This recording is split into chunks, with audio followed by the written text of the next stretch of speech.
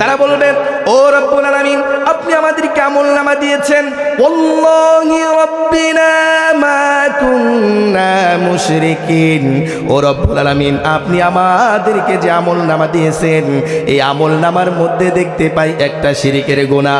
ও রব্বুল আলামিন, আপনার কসম করে বলি, দুনিয়ার জমিনে আমি কোনোদিন শিরিক করি নাই, দুনিয়ার জমিনে আমি কোনোদিন শিরিক করি নাই। মা কুননা না'মালু মিন সু। ও রব্বুল আলামিন, আপনি আমাকে যে আমলনামা দিয়েছেন, ওই আমলনামার মধ্যে দেখতে পাই গুনাহগুলো লেখা আছে। ও রব্বুল আলামিন, আপনার কসম করে বলি, দুনিয়ার জমিনে আমি কোনোদিন গুনাহ করি নাই। রব্বুল আলামিন বলবেন, ও পৃথিবীর নিকৃষ্ট ব্যক্তি শোনো, তুমি দুনিয়ার জমিনে মানুষকে ধোঁকা দিয়েছো, মানুষকে প্রতারিত করেছো, মানুষের সাথে মিথ্যা কথা বলেছো। আজকে তুমি এই কিয়ামতের দিনে আমাকে ধোঁকা দিতে যাচ্ছ, কিন্তু পারবে না। আল্লাহ রব্বুল আলামিন তার মুখটাকে বন্ধ করে দিবে। আল্লাহ রব্বুল আলামিন এ মর্মে বর্ণনা করে দেন, আল ইয়াউমা নাখতিমু আলা আফওয়াহিহিম ওয়া তুকাল্লিমুনা আইদিহিম ওয়া তাশহাদু আরজুলুহুম বিমা কানু ইয়াকসিবুন। বলেন আল্লাহু আকবার। আল্লাহ রাব্বুল আলামিন ডেকে ডেকে বলেন, ও বান্দা, তুমি ধোঁকা দিতে চাইছো, তুমি আমাকে প্রতারণা করতে চাইছো, আমি রব্বুল আলামিন তোমার মুখটাকে বন্ধ করে দিলাম। এবার আল্লাহ হাতের জবানকে খুলে দিবে। এবার হাত বলবে, ও রব্বুল আলামিন, আপনি যাকে অভিযোগ করছেন, অভিযুক্ত যেই ব্যক্তি হয়েছে, যার হাত, যাকে আমি দুটো হাত দান করেছিলেন, ওই ব্যক্তি আমি হাত দ্বারা অন্যায়ভাবে মানুষের সুদগুলো লিখিয়েছে, অন্যায়ভাবে অন্যকে এটা প্রহার করেছে, অন্যায়ভাবে আমি হাত দ্বারা সুদ ঘুষগুলো লিখিয়েছে, অন্যায়ভাবে মানুষের জমিগুলো আমি হাত দ্বারা লুটিয়ে নিয়েছে। কথা বলেন ঠিক কিনা? আমার ভাইরা, সেদিন তাগবুন ধোঁকা দিতে চাইবে কাকে?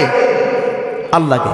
এই পৃথিবীতে আপনি অনেক মানুষকে ধোঁকা দিতে পারবেন। পৃথিবীর দেখেন চেয়ারম্যান মেম্বার যারা হয়, এমপি পদ প্রার্থী যারা হয়ে থাকেন, আপনার সমাজে যদি একটা বৈঠক করার জন্য আসে, বলে, ও সমাজের লোক শোনো, আমি যদি এমপি হতে পারি, আমি যদি চেয়ারম্যান হতে পারি, আপনাদের সমাজের অবস্থা এরকম আর থাকবে না, আপনার রাস্তাঘাটগুলো স্বর্ণে রূপান্তরিত করে দেব। এবার তিনি এমপি হওয়ার পর, চেয়ারম্যান মেম্বার হওয়ার পর, ওই ব্যক্তির মুখের কথা আর কাজ এক থাকে নাকি? এই যে ধোঁকা, আল্লাহ বলেন পৃথিবীর মানুষকে তুমি ধোঁকা দিতে পারবা, পৃথিবীর মানুষকে প্রতারণা করতে পারবা। ও পৃথিবীর মানুষ, শুনে রাখো, আমি রব্বুল আলামিনকে তুমি ধোঁকা দিতে পারবা না। এই জন্য জবানের মধ্যে একটা মোহর মেরে দিবে, জবান দ্বারার কথা হবে না। এবার তার হাত বলবে, ও রব্বুল আলামিন, আপনি আমাকে দিয়েছিলেন, আমি হাত দ্বারা লুটিয়ে পুটিয়ে খেয়েছে, আমি হাত দ্বারা দেশের সম্পদগুলো লুট করে আমেরিকায় গিয়ে বাসভবন বানাইছে। কথা বলেন ঠিক কিনা? আমার ভাইরা, এবার হাতের বলা যখন শেষ হয়ে যাবে, আল্লাহ রব্বুল আলামিন বলেন, ওয়া তাশহাদু আরজুলুহুম। এবার তাদের পাগুলোর জবানগুলোকে খুলে দেওয়া হবে। এবার পাগুলো বলবো, রব্বুল আলামিন, আমি পা দ্বারা তিনি খারাপ জায়গায় পদচারণা করেছেন, খারাপ জায়গার দিকে সর্বদা গিয়েছেন, অমুক খারাপ দলের সাথে, অমুক লিডারের সাথে, অমুক বৈঠকের মধ্যে আমাকে নিয়ে গিয়েছেন, আমার কোনো দোষ নাই। যেই ব্যক্তির জবান দ্বারা আপনাকে ধোঁকা দিতে চাইছে, ওই ব্যক্তি ধোঁকা আপনাকে দিতে পারবে না, সে নিজে ধোঁকার মধ্যে পড়েছে, সে জানে না। কথা বলেন ঠিক কিনা? 2 নম্বর, ওই ইয়াউমুত তাগাবুন, কিয়ামতের দিন এমন একজন ব্যক্তি দাঁড়িয়ে যাবেন, যেই ব্যক্তি দুনিয়ার জমিনে নামাজ আদায় করেছে, হজ করেছে, দ্বীনি প্রতিষ্ঠানে দান করেছে, দুনিয়াতে কোনোদিন মিথ্যা কথা বলে নাই।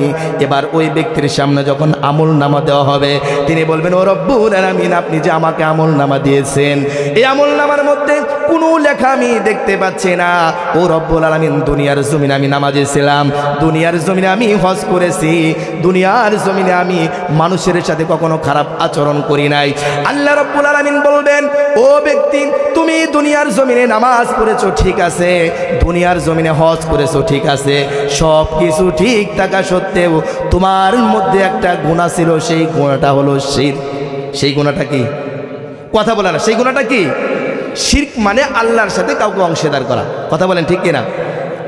আমার ভাইয়েরা, এ মর্মে আল্লাহ রব্বুল আলামিন কোরআনের মধ্যে বলেন, ওয়ালাউ আশরাকু লাহাবিতা আনহুম মা কানু ইয়ামালুন।